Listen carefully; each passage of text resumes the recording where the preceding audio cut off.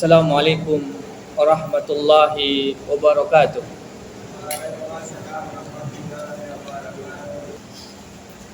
Alhamdulillah Al-Malik Ad-Dayyan, wassalatu wassalam ala Muhammad Sayyidi waladi Adnan wa ala alihi wa sahbihi wa tabi'ihi ala marri zaman.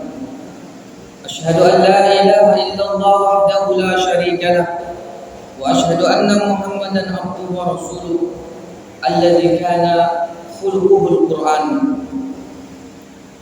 Amma ba'du. Ma'asyiral muslimin wal muslimat rahimani wa rahimakumullah. Alhamdulillah, segala puji bagi Allah. Kita bersyukur atas nikmat yang Allah berikan kepada kita, terkhususnya nikmat di pagi hari ini kita bisa duduk di taman-taman surga.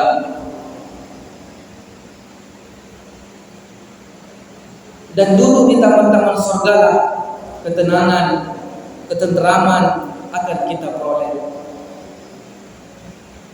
Sebagaimana Rasulullah sallallahu alaihi wasallam menyebutkan, wa majtama'a qaumun fi baitin min buyutillah yatluna kitaballah wa yatadarasunahu bainahum illa nazalat alaihim as-sakinah wa ghashiyatuhumur rahmah wa hafathumul malaikah wa dzakarahumullahu fi man indah. Tidaklah segolongan kaum mereka berkumpul di salah satu rumah dari rumah-rumah Allah. Mereka membaca ayat-ayat Allah, mereka bertadarus, memperdalam ayat-ayat Allah, melainkan Allah turunkan kepada mereka sakinah, ketenangan, dan mereka diliputi oleh rahmat Allah, dan para malaikat juga akan mengelilingi mereka. Dan tak pentingnya lagi adalah Allah akan menyebut nama-nama mereka di sisi Allah Tabaraka wa Ta'ala. Maka ketika kita merasa frustasi, ketika kita galau, susah, maka datanglah ke taman-taman surga.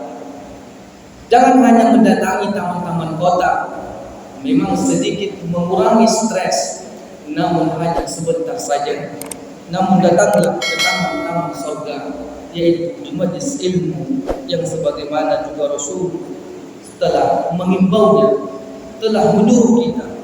Sebagaimana Rasul mengatakan, "Idza marartum bi riyadil jannah farta'u." Qalu wa ma riyadul jannah? Qala hilqatul dzikr. Apabila kalian melewati taman-taman surga, kata Rasul, maka ikutlah di sana, nikmatilah. Kemudian para sahabat pun bertanya, apa yang dimaksud dengan taman-taman surga? Maka Rasul sallallahu alaihi wasallam mengatakan, hilaqatul dzikr, yaitu halaqah zikir, majlis-majlis ta'lim, majlis-majlis yang diterangkan di mana itu yang halal, mana itu yang haram, agar kita bertambah imannya, bertambah rasa takut kita kepada Allah Tabaraka wa Ta'ala. Maka janganlah bersedih hati ketika duduk di majlis-majlis ilmu, karena ia adalah merupakan taman-taman surga.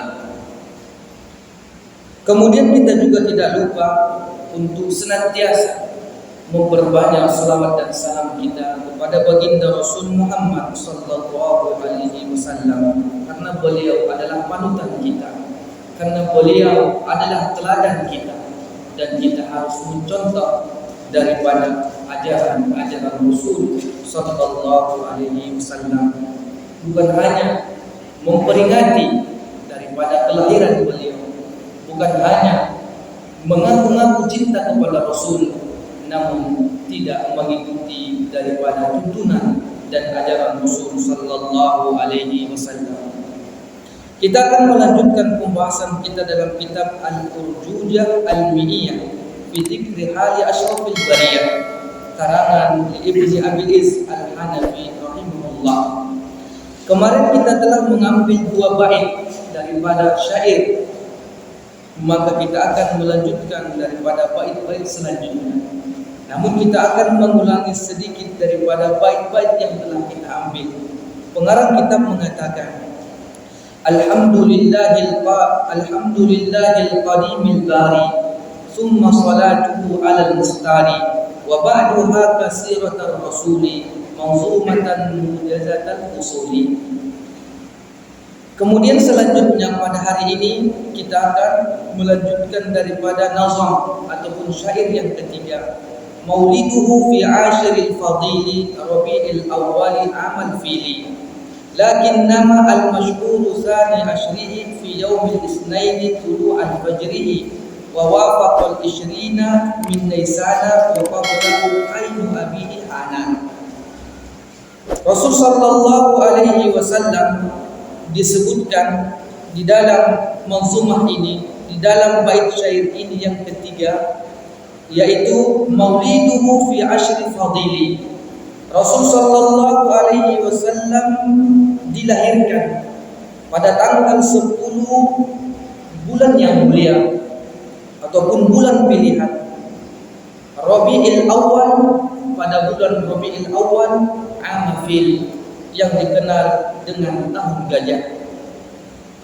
Lakin nama al-masyhur saniya ashrihi, namun yang paling masyhur di kalangan kita, Rasulullah sallallahu alaihi wasallam itu dilahirkan pada tanggal 12 pada hari Senin tulu al-fajrihi, setelah terbitnya fajar.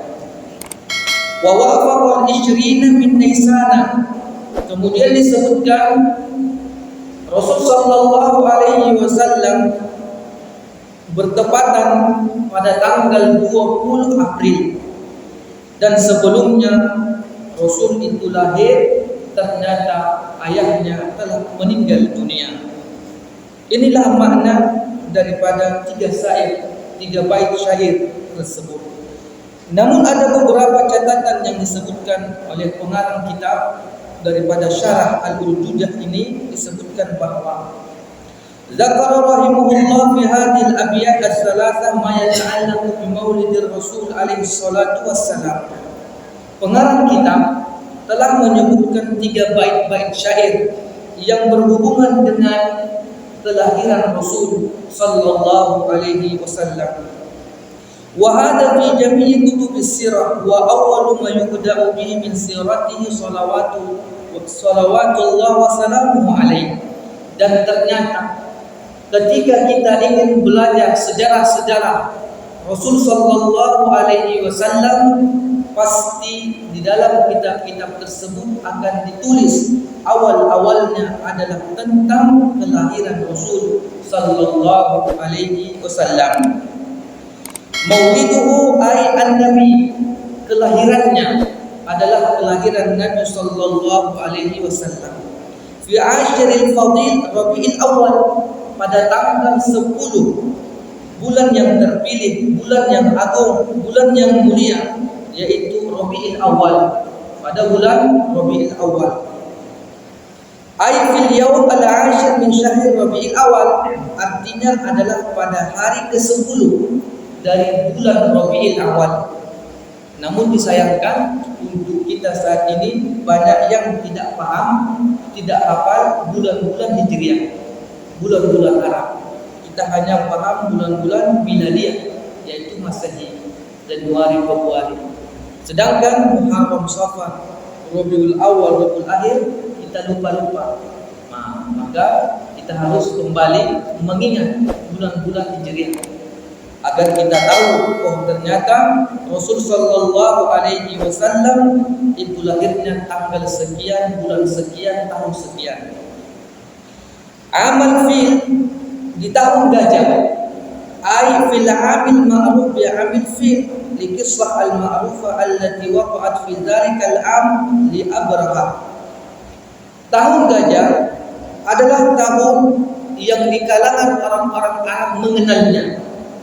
Karena pada tahun gajah tersebut ada kejadian, ada kisah yang menakjubkan, di mana terjadinya Abraha ingin menghancurkan Ka'bah, di mana perkara tersebut, kisah tersebut sangat masyhur di kalangan orang-orang Arab.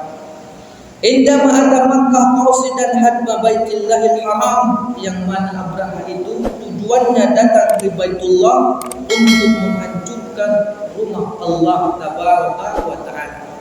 Namun ternyata tidak terjadi, dan perkara tahun gajah ini Allah abadikan di dalam Al-Quran yang senantiasa kita baca dalam surah Al-Fil. Allah Tabaraka wa Ta'ala menyebutkan, alam tara kaifa fa'ala rabbuka bi ashabil fil. Apakah kalian tidak melihat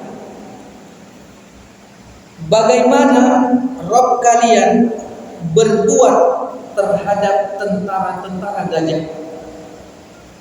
Alam yaj'al kaidahum fi tadlil. Dan kemudian Allah Subhanahu wa Ta'ala menjadikan tipu daya mereka itu sia-sia. Wa arsala alaihim tayran ababil. Dan Allah pun memutus kepada mereka burung yang berbondong-bondong. Bukan namanya burung ababil, tapi burung yang berbondong-bondong. Sedangkan namanya tidak disebutkan oleh Allah, tapi kita selalu bilang burung ababil. Kita cari pun di Google, cari di YouTube, nggak tahu deh. Nggak ada rupanya burung ababil. Karena burung ababil maknanya di sini tayran ababil, burung yang berbondong-bondong. Bukan namanya ababil. Tarmihim bi hijaratin min sijil, yang mana burung-burung itu melempari mereka dengan batu-batu yang panas ataupun batu-batu yang terbakar. Faja'alahum ka'asfin ma'kul, dan dia menjadikan mereka seperti daun yang dimakan ular. Kita lihat ketika daun dimakan ular, begitulah tentara-tentara fil yang dihancurkan oleh Allah Tabaraka wa Ta'ala melalui burung-burung yang Allah utus kepada mereka. Ketika kita misalnya memelihara burung, kan kita juga punya pakan jangkrik. Ketika jangkrik itu dikasih daun-daun, cepat habisnya. Atau ketika kita memelihara maggot untuk makan tambahan daripada ayam ataupun ikan. Nah, maggot itu apapun yang dikasih habis cepat, terkhususnya daripada daun-daunan ataupun tumbuh-tumbuhan yang lainnya. Ternyata Allah Tabaraka wa Ta'ala mengabadikan tahun fil itu di dalam kitabnya. Fadzakal 'am yu'rafu bi'amil fil wa min 'adatil Arab wan nasi umuman ta'rikh sanawat bil hawadis al-kibar allati taqa'u fi tilka sanawat. Karena memang orang-orang Arab itu senantiasa mengingat sebuah kejadian yang besar pada tahun-tahun di mana itu adalah kejadian yang tidak bisa dilupakan. Kemudian ternyata Rasulullah SAW dilahirkan pada tahun fil. Para ulama berbeda berapa hari setelah kejadian tersebut Rasulullah wafat. Ada yang mengatakan nanti 50 hari setelah kejadian amal fil, Rasulullah SAW dilahirkan.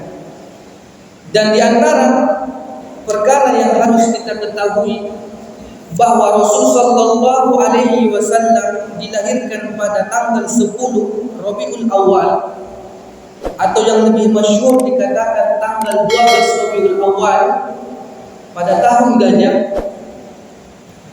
Kita tahu bahwa Rasulullah SAW dilahirkan dengan orang tua ataupun ayahnya yang bernama Abdullah bin Abdul Muttalib.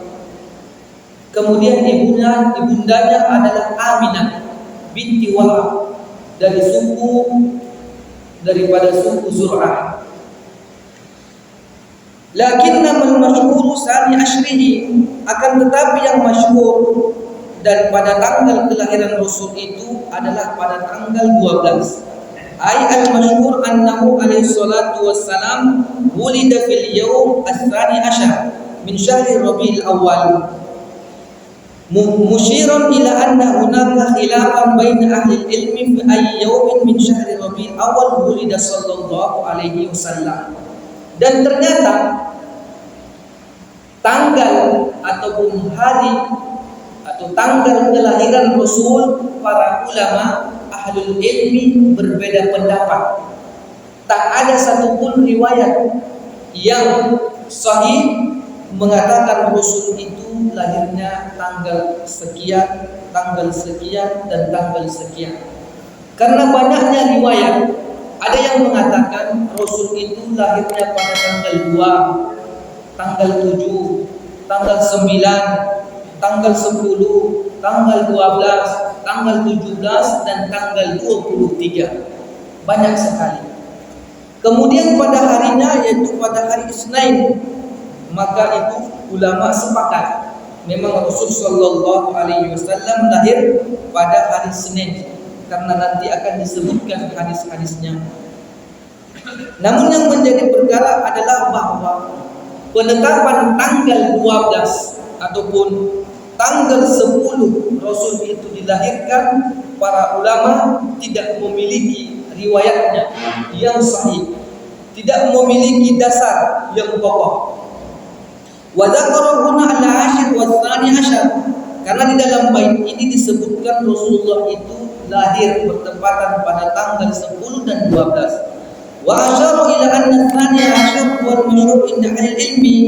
Kemudian memang tanggal 12 Rabiul Awal Rasul sallallahu alaihi wasallam itu dilahirkan lebih masyhur di kalangan ahlul ilmi. Wakila kadzalik, dan dikatakan juga bahwa inna maulidahu alaihi salatu wassalam, bahwa kelahiran Rasul itu fisamin min syahri Rabiul Awal. Ada yang mengatakan dalam kitab ini tanggal 8 di bulan Rabiul Awal. Wakila ghairi dzalik, dan disebutkan juga tanggal-tanggal yang lain di dalam kitab-kitab yang lain. Wa qad qala al-Albani rahimahullah fi kitabih Shahih Sirah. Kemudian Syekh Albani mengatakan dalam kitabnya Sahih As-Sirah, wa fi syahrihi aqwalun dzakaraha Ibnu Katsir fil Asl, yakni al-Bidayah wa Nihayah, wa kulluha mu'allaqah. Kemudian disebutkan bahwa ternyata perkataan para ulama yang mengatakan Rasul itu lahir pada tanggal 8, 9, 10, 12 dan yang lain sebagainya, ini telah ditulis oleh Ibnu Katsir di dalam kitab beliau Al-Bidayah wa Nihayah, dan semua riwayat-riwayatnya mu'allaqah. Riwayat-riwayatnya itu mu'allaq, tergantung, tak sampai sanadnya, tak sahih riwayat-riwayatnya. Biduni asanid, makna daripada mu'allaqah adalah tanpa sanad. Yumkin an-nazaru fiha, dan kita boleh melihatnya langsung ke dalam kitab Al-Bidayah wa Nihayah. Wa waznuha bi mizani ilmu mustalah al-hadis, yaitu dengan timbangan ilmu mustalah al-hadis. Illa qaul man qala, kecuali ada sebuah perkataan yang mengatakan innahu fis samin min Rabiul Awal, fa innahu rawahu Malik wa ghairuhu bis sanad sahih an Muhammad bin Jubair ibn Mut'im. Orang yang mengatakan bahwa Rasul sallallahu alaihi wasallam itu lahir pada tanggal 8 Rabiul Awal, ini ada riwayatnya daripada Imam Malik, sahih sanadnya dari Muhammad bin Jubair ibn Mut'im. Sedangkan Muhammad bin Jubair ibn Mut'im wa huwa tabi'un jalil, dia adalah seorang tabi'in. Wa la'allahu lidzalika sahha hadzal qaul ashabut tarikh wa wa'tamiduhu, dan mudah-mudahan tanggal 8 inilah para sejarah menetapkannya dan mereka bersandar kepada tanggal tersebut karena ada riwayatnya daripada Imam Malik. Summa qala, akan tetapi disebutkan wal jumhur ala annahu fi tsani asyar minhu wallahu a'lam. Tetapi mayoritas ulama sejarah mengatakan Rasul itu lahir pada tanggal 12 Rabiul Awal, wallahu a'lam. Wa hadha al-ikhtilaf fi tahdid al-yawm alladhi ulida alayhi salatu wassalam fihi min shahr Rabiul Awal min al-adillah allati dhakara ahlul ilmi fi anna lailata maulidihi alayhi salatu wassalam la yatarattabu 'alayha hukmun syar'iyyun. Dari perbedaan ulama tentang penetapan tanggal berapa Rasul sallallahu alaihi wasallam itu dilahirkan mengandung hikmah faedah yang luar biasa, bahwa hari atau malam di mana Rasul itu dilahirkan tidaklah menjadi hukum syar'iyyun, tidaklah sebuah hukum syariat. Jadi ketika kita mengatakan Rasul lahir itu tanggal 8 atau tanggal 9, tanggal 10, tanggal 12. Nah, penetapan ini tidaklah masuk dalam hukum syar'iyyun, tak masuk dalam hukum syariat. Tak pun kita mengatakan tanggal sekian-sekian kita berdosa. Namun setidaknya kita tahu secara umum. Wa illa law kana yatarattabu 'ala dzalika hukmun syar'iyyun aw 'amalun masyru'. Kalau seandainya penetapan tanggal Rasul sallallahu alaihi wasallam itu sebuah hukum syar'i, sudah tentu tidak ada perbedaan. Pasti tidak ada perbedaan. Karena ini adalah sebuah ibadah. Misalnya, hari lahirnya Rasul adalah hari ibadah yang kita kenal dengan Maulidul Rasul. Kalau memang itu adalah sebuah hari ibadah, sudah tentulah perkara tanggalnya tidak akan diperdebatkan para ulama, dan sanadnya pasti sahih. Lima kana fi tahdid maulidi hadil ikhtilaf alladhi yudhkaru fi jami'i kutubut tarikh. Memang seperti itulah disebutkan dalam kitab-kitab tarikh atau kitab-kitab sejarah Rasul sallallahu alaihi wasallam. Maka ketika kita mengatakan bahwa Rasul sallallahu alaihi wasallam lahir pada tanggal 8, 9, 12, 10, maka semua itu adalah perkara-perkara yang tidak masuk dalam hukum syariat Allah tabaraka wa taala. Dan mudah-mudahan kita menjadi manusia yang mengenal ataupun memperingati Rasul sallallahu alaihi wasallam pada setiap saatnya. Jangan hanya setahun sekali, tanggal 12 Rabiul Awal Rasulullah wafat, kemudian kita pun merayakannya. Bukan itu yang diminta Rasul. Namun marilah kita merayakan Rasul di setiap hari kita. Dan kita juga telah merayakannya, telah mengenang Rasul di setiap hari kita. Tapi lupa, bukankah kita senantiasa setelah lepas mengambil air wudu kita bersolawat dan memberikan salam kepada Rasul? Dan bukankah kita ketika sholat fardu yang 5 kali sehari semalam juga telah mengenal Rasul? Tapi kita lupa, dan adalah orang-orang yang mengatakan itulah gunanya kita melaksanakan hari ulang tahunnya Rasul sallallahu alaihi wasallam untuk mengenangnya. Berarti dia akan menuduh kita kalau kita itu jarang sholat. Maka dibuatnya lah kita, ayo ini dan ini. Padahal kita lah yang lebih cinta kepada Rasul, melaksanakan sholat 5 waktu sehari semalam dan bersolawat dan bersalam kepada beliau. Tapi begitulah kita, karena tak ada ilmunya, kita pun dibilanglah aku bodoh-bodohi. Maka kita kaum muslimin yang senantiasa melaksanakan sholat, senantiasa mengambil air wudu, sudah pasti mereka akan memberikan sholawat dan salam kepada Rasul sallallahu alaihi wasallam. Inilah bukti nyata bahwa kita itu cinta kepada Rasul, bukan hanya sebatas pengakuan. Kita katakan kita cinta kepada Rasul, tapi sholat pun tidak, ngambil air wudu pun jarang. bersolawat kepada Rasul pun jarang. Maka kita itu diperintahkan untuk membuktikan cinta kita kepada Rasul bukan hanya sebatas pengakuan. Betapa banyaknya para artis-artis yang menciptakan lagu-lagu tentang cinta, tetapi ternyata ketika prakteknya mereka menikah, umur pernikahannya paling sebulan, seminggu, 2 bulan, 2 minggu. Apakah ini yang kita inginkan ketika nanti lagu-lagunya tentang cinta? Luar biasa, tersentuh hati kita.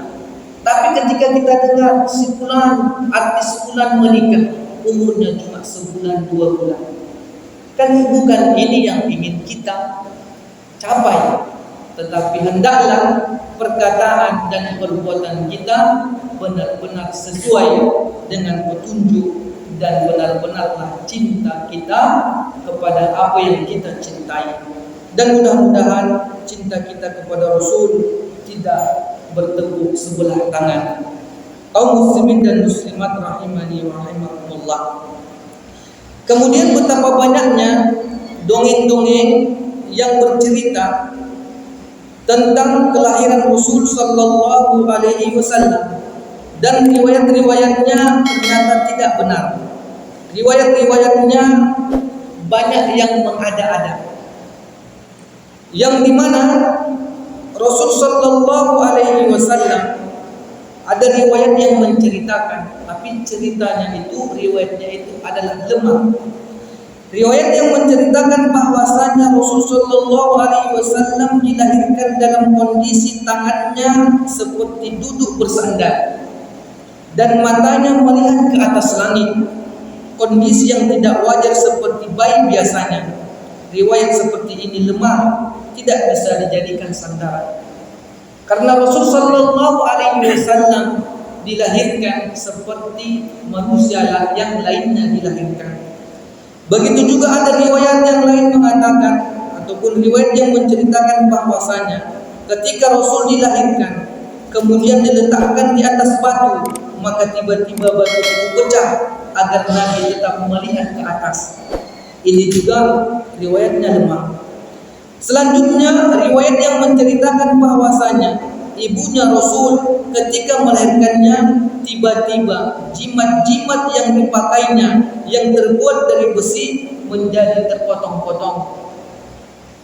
Riwayat selanjutnya, riwayat yang menceritakan bahwasanya ibunda Rasul melihat dalam mimpinya ada yang menyuruhnya agar menamai anaknya dengan Muhammad. Ternyata ketika Rasul sallallahu alaihi wasallam dilahirkan, dan yang memberikan namanya adalah kakeknya, yaitu Abdul Muttalib.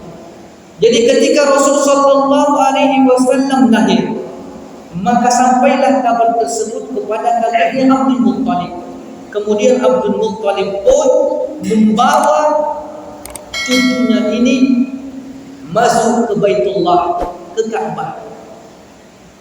Kemudian setelah itu orang-orang datang dan bertanya, siapa nama yang kalian berikan kepadanya? Maka kakek Rasul mengatakan Muhammad. Kemudian masyarakat heran, tapi tidak ada nama-nama kakek-kakek buyut-buyutnya Muhammad. Kenapa pula disebut namanya Muhammad? Maka memang kalimat ataupun nama Muhammad ini di kalangan Arab sangat-sangat jarang mereka dengar. Ada sebahagian orang-orang Arab yang sudah tua-tua mengenal atau tahu bahwa nanti akan ada Nabi akhir zaman, Nabi terakhir bernama Muhammad akan dilahirkan. Tapi itu adalah orang-orang tua yang berpegang teguh dengan kitab Injil, yaitu ajaran Nabi Isa alaihissalam. Namun intinya adalah bahwa ternyata Nabi kita Muhammad sallallahu alaihi wasallam diberikan nama Muhammad adalah pemberian dari kakeknya, bukan karena ibundanya mimpi di tengah malam dan diberikan namanya Muhammad. Kemudian selanjutnya riwayat-riwayat yang banyak lemah di dalamnya Riwayat yang menceritakan bahwasanya tatkala Nabi dilahirkan, maka bergetarlah istana Raja Persia. Ini juga riwayatnya lemah. Kemudian riwayat yang lain juga mengatakan, riwayat yang menceritakan bahwasanya tatkala Nabi dilahirkan, api yang disembah oleh kaum Majusi padam. Dan yang terakhir, riwayat yang menceritakan bahwasanya Nabi Shallallahu Alaihi Wasallam dilahirkan dalam keadaan sudah tersunat. Riwayat ini berasal dari hadis yang lemah, karena tidak ada dalil yang mengatakan Rasul Shallallahu Alaihi Wasallam itu lahir ternyata sudah sunat. Dan siapa yang menyunat Rasul Shallallahu Alaihi Wasallam adalah kakeknya juga. Jadi ketika Rasul Shallallahu Alaihi Wasallam lahir, kakeknya membawa masuk ke Baitullah, kemudian memberi namanya dengan Muhammad. Dan seminggu setelah itu atau 7 hari setelah kelahiran Rasul, maka memang dari kalangan Arab, bangsa Arab, mereka melakukan khitan. Jadi khitan ini, sunat ini adalah di antara kebiasaan orang-orang terdahulu. Dan maka kakek Rasul Abdul Muttalib pun menyunatnya, mengkhitannya. Bukan berarti Rasul Sallallahu Alaihi Wasallam ketika lahir langsung disunat, namun kakeknya lah yang menyunatnya. Kaum muslimin dan muslimat yang dirahmati oleh Allah Tabaraka wa Ta'ala, ternyata kelahiran Rasul Sallallahu Alaihi Wasallam banyak riwayat-riwayat lemah di dalamnya. Maka kita harus berhati-hati, karena memang ahli sejarah banyaknya menganut paham Syiah Rafidhah. Mereka adalah Syiah Rafidhah, dan mereka lah yang menguasai daripada sejarah Islam. Maka kita harus kembali memperhatikan buku-buku sejarah yang berkenaan, yang menceritakan tentang Rasul Sallallahu Alaihi Wasallam, sejarah para sahabat, dan sejarah-sejarah yang lainnya. Kaum muslimin dan muslimat rahimani wa rahimakumullah. Amal fil, kemudian disebutkan Rasul itu lahir pada tahun fil, tahun gajah. Ja'a fi hadan nusus minha ma rawahu al-Hakim fil Mustadrak. Memang telah datang ada sebuah nas yang diriwayatkan oleh Imam Hakim di dalam kitabnya Mustadrak. Ada Ibnu Abbas radhiyallahu anhu maqal, dari Ibnu Abbas radhiyallahu anhu ia mengatakan, wulidan Nabi sallallahu alaihi wasallam amal fil. Rasul itu dilahirkan pada tahun gajah. Wa qala al-Hakim hadha haditsun sahihun ala syarti syaikhani wa lam yukharrijahu, wa qala al-Dhahabi ala syarti Muslim. Maka Imam Hakim mengatakan hadis ini adalah sahih, yang sebagaimana di atas syarat-syarat Imam Bukhari dan Muslim.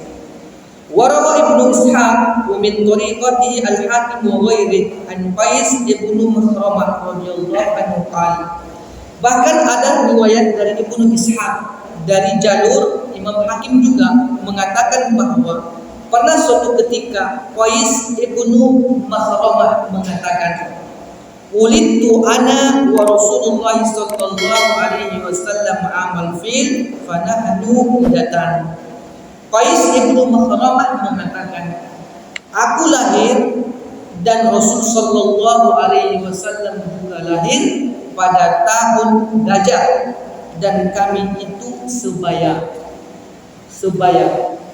Itulah yang disebutkan oleh Qais ibnu Makhramah. Yuqal fulanun lidatu fulan idza wulida ma'ahu fi waqtin wahid. Maka tatkala seseorang itu bulannya sama dalam kelahiran, maka misalnya mereka dikatakan sebaya.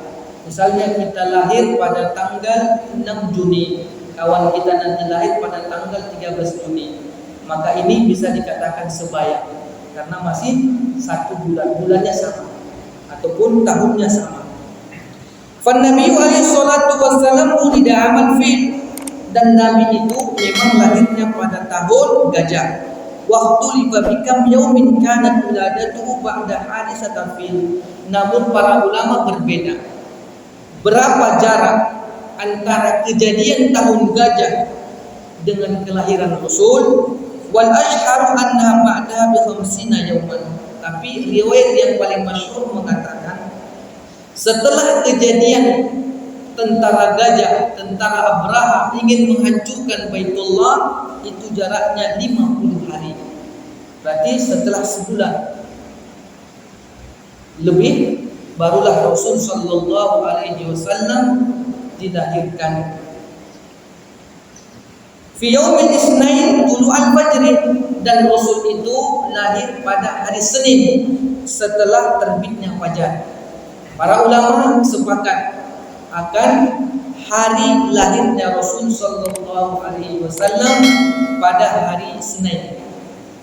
Namun ternyata para ulama juga berbeda pendapat tentang bulan lahirnya Rasul. Di dalam manzumah ini dikatakan Rasul itu lahir pada bulan Rabiul Awal. Tapi riwayat yang lain mengatakan Rasulullah itu lahirnya pada bulan Ramadan. Karena dalil mereka mengatakan Rasulullah itu lahir pada bulan Ramadan karena ketika Rasul pertama kali diangkat menjadi Nabi, umur beliau 40 tahun, dan ayat Al-Quran yang paling pertama kali turun adalah di bulan Ramadan. Inilah dalil mereka. Kalaulah seandainya Rasul umurnya 40 tahun, pertama kali ayat diturunkan di bulan Ramadan, dan kita hitung mundur, berarti Rasul juga nanti lahirnya pada bulan Ramadan. Tapi ini juga adalah riwayatnya lemah. Tapi ada ulama mengatakan seperti itu.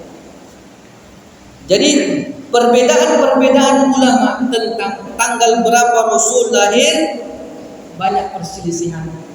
Bulan berapa Rasul lahir atau bulan apa Rasul lahir juga ada perselisihan. Namun nama hari di mana Rasul dilahirkan, para ulama sepakat karena memang ada hadisnya. Bahkan Rasul sendirilah yang langsung akan mengatakannya nanti.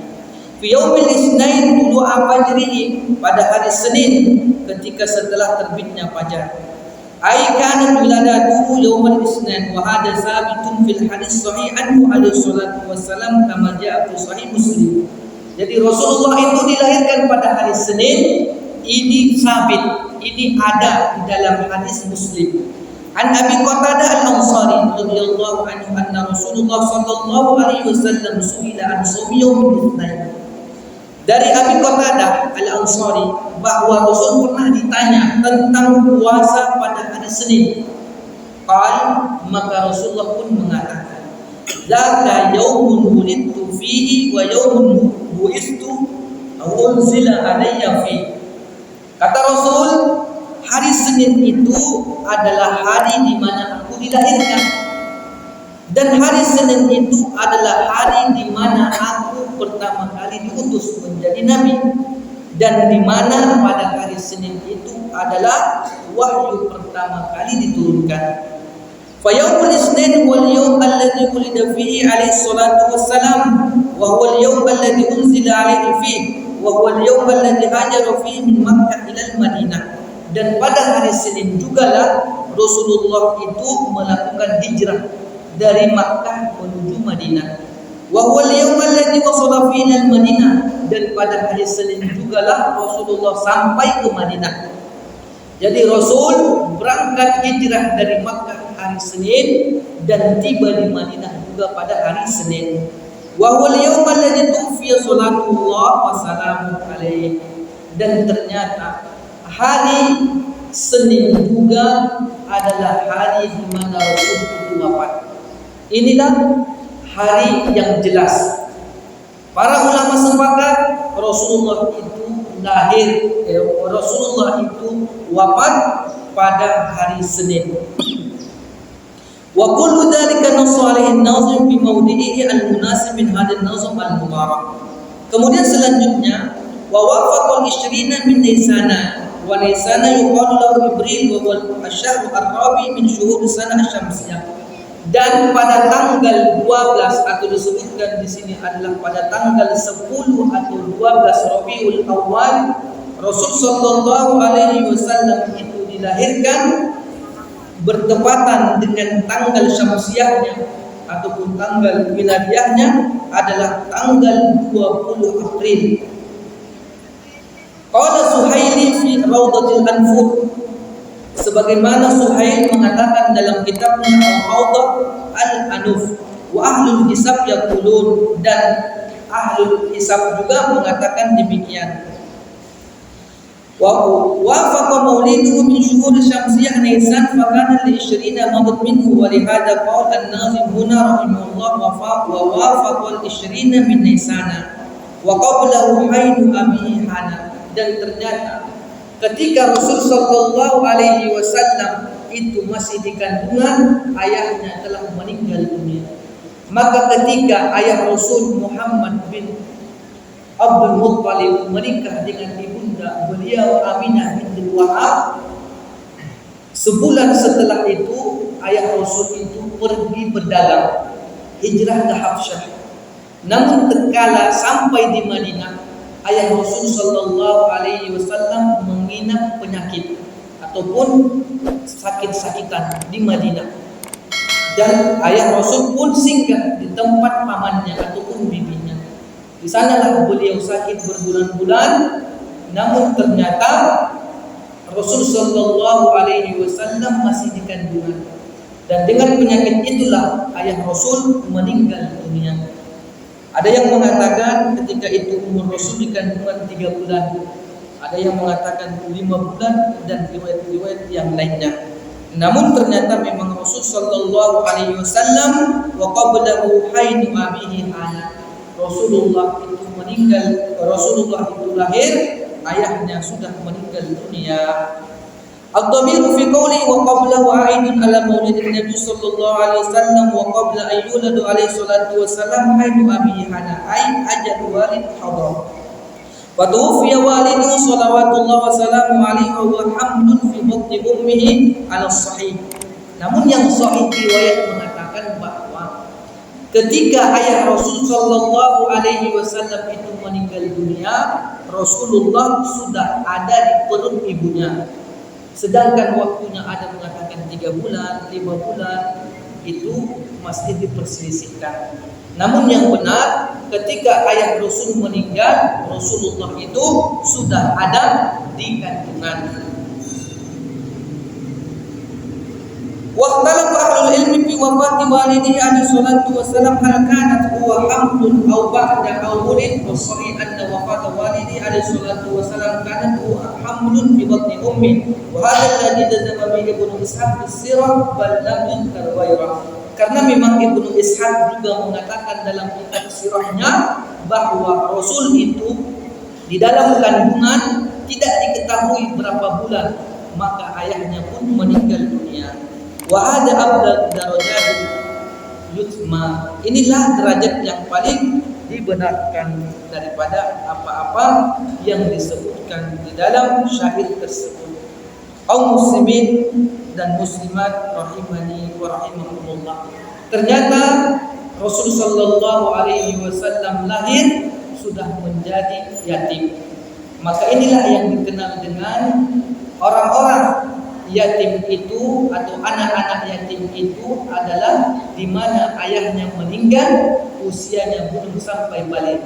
Inilah orang-orang yatim. Maka kita berharap bahwa anak-anak kita nantinya tidak menjadi yatim, agar mereka bisa mendapatkan kasih sayang daripada ayah-ayah mereka. Sedangkan Rasul kita, manusia terbaik di muka bumi, tidak mendapatkan kasih sayang ayahnya. Tapi ternyata banyak faedah-faedah, hikmah-hikmah kejadian tersebut Allah buat.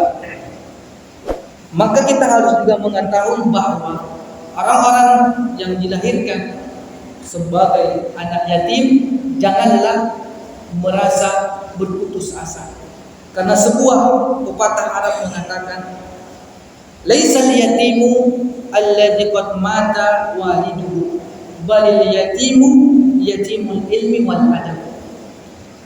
Bukanlah anak yatim itu yang dimana ayahnya meninggal dunia, namun sebenarnya anak yatim itu adalah ia yatim, tidak memiliki ilmu dan tidak memiliki budi pekerti.